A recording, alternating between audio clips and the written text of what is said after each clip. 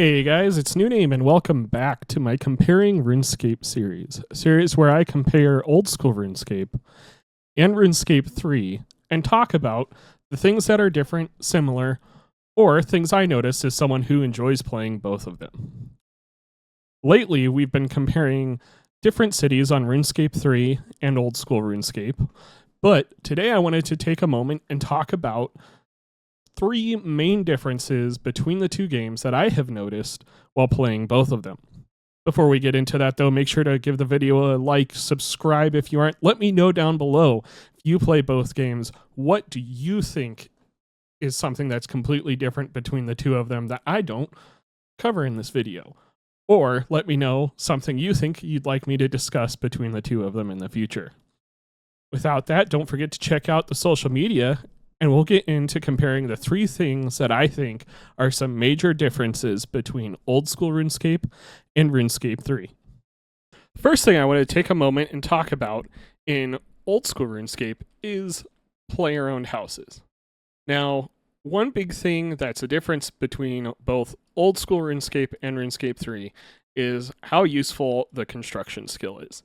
In old school RuneScape, I know right now my house is a horrible example, but the construction skill, especially on an Iron Man, is so important. I have my clockmaker's bench, which is used for creating clockwork mechanisms, for example, which is used for birdhouse runs, tons of other things. The portal room, which again, sorry, I don't have anything. This is my Iron Man. Very bad example to probably do this video on, but I don't have portal rooms are super important. Late game, tons of teleports. You can even make an altar that allows you to change your spell books. On RuneScape 3, however,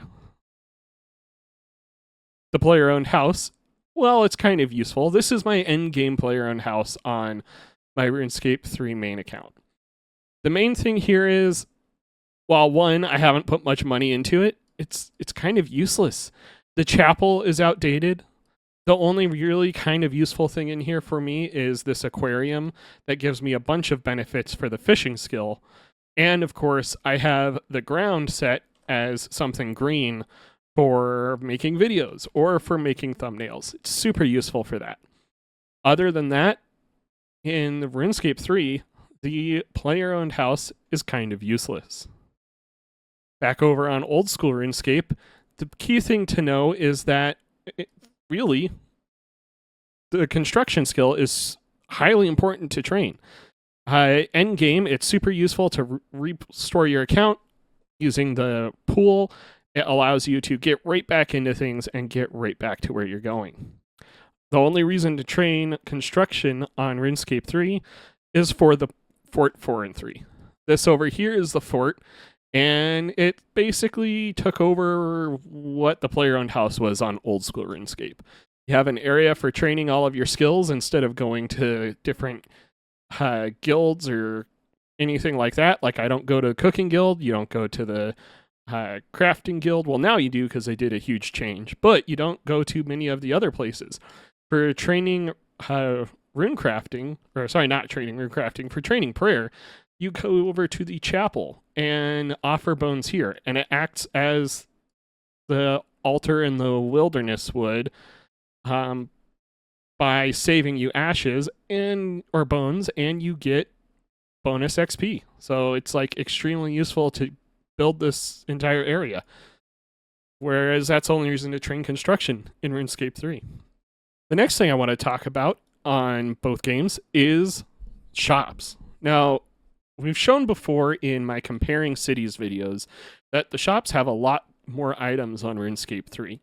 The other big thing to note is that on old school RuneScape, if I go to buy an item, it's 3 coins. As I buy more, the cost of it eventually goes up until I should probably just wait for it to replenish before I buy more. On RuneScape 3, however, if I buy any of these items, they will not replenish until the in-game time goes back to 0. So that means for today, I've bought all of the steel arrows I can from this shop, and I have to wait until the next day. You'll also notice that oftentimes shops go up to level 40 for gear, which is pretty much all the free-to-play gear. And while that may seem crazy, this is all really considered entry game or entry-level gear on RuneScape 3. Back on old school RuneScape, you can see that just in the short clip, the arrows have already gone back up, and their cost will slowly go back to 3. So that's a major difference between the two games involving shops, and we'll move on to the third major difference for the video. The final huge difference between the two games is going to be the wilderness. On old school RuneScape, the wilderness is dangerous everywhere, and it's chock full of things for you to do to entice you out there and to make you want to go. That also means it's dangerous, and I can attack or be attacked by just about anyone based on my level. This account is too low, so I can't attack it. It was a bad choice for this video. But in old school RuneScape, you can attack anyone in the wilderness with a certain level. There's also tons of stuff to do out here, in a way kind of enticing you to go out into the wilderness, or as some might describe it, forcing you out there, kind of against your will in some cases, if you want some of the most efficient methods in the game. It can be fun to do if you're into PvP. If not, in my opinion, I don't like it. It forces me out there. It's not fun for me. I don't enjoy it. But I understand that's a core tenet of old school RuneScape. However, let's hop over to RuneScape 3 and take a look at how the wilderness works. In RuneScape 3, the wilderness is safe from players unless you opt into PvM or PvP. This means that I have to toggle it on if I want to be able to fight people here in the wilderness. While there is a ton of stuff to do out here, there's just nowhere near as many key things to do as there is in old school RuneScape. There's a lot of Slayer, and there's an entire subset of Slayer tasks for just PvP. There is the best rune crafting method in the game, which is Abyss rune crafting, and you can even make your XP crazier by using Demonic Skull, which makes you opt into PvP and anyone can attack you. However, there's just not much else out here. We have an altar similar to old school RuneScape, which is right around here where the marker is, but it's not dangerous. You can note and unnote your bones actually too, because there is a bank chest nearby. And other than that, we don't have really that many bosses in our wilderness. It's not like old school RuneScape where there's tons of different just for wilderness bosses.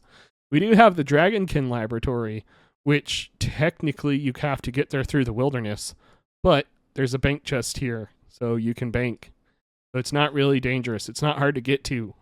There's really no threat to the wilderness. It's just a dead area.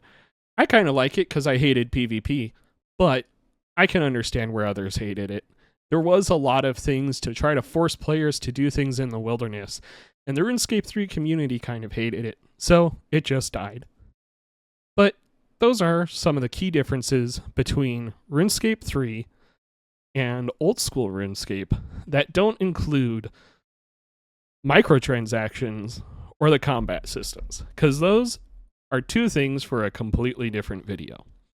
You enjoyed taking this short look into the two games and agree with these differences being pretty huge, make sure to share the video with some friends as it really helps out. Don't forget to give the video a like or a dislike if you didn't like it, and subscribe if you aren't.